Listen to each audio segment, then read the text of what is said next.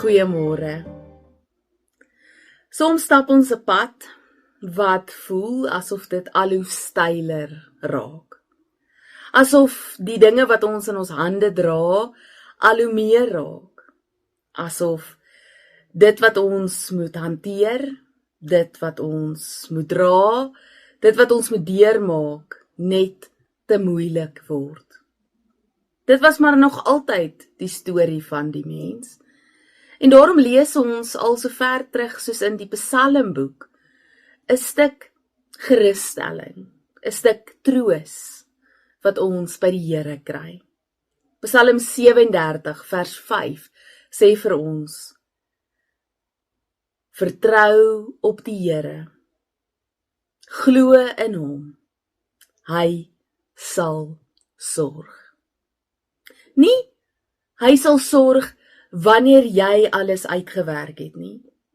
Of hy sal sorg wanneer jy die dinge tot aan die einde van die pad gedra het nie. Nee. Hy sê nie, verstaan eers alles, of klim oor elke hekkie en dan kom die sorg nie. Nee, daar staan, vertrou op die Here en glo in hom. Hy sal sorg. Net dit. Hy sê, neem bloot die volgende tree saam met hom. Dis hoe eenvoudig dit is. Dis hoe min van jou verwag word. Ja, die volgende tree is dalk die moeilikste ding wat jy kan doen. Dis dalk die swaarste ding wat jy kan doen. Maar hoor, dat jy dit nie alleen doen nie.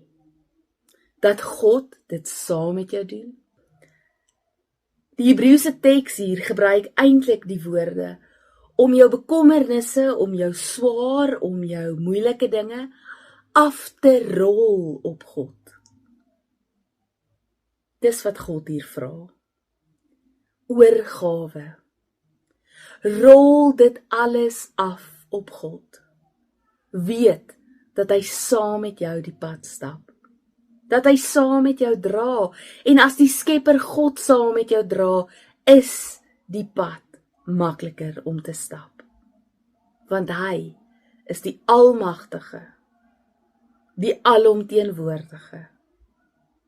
Elke tree is 'n stuk genade.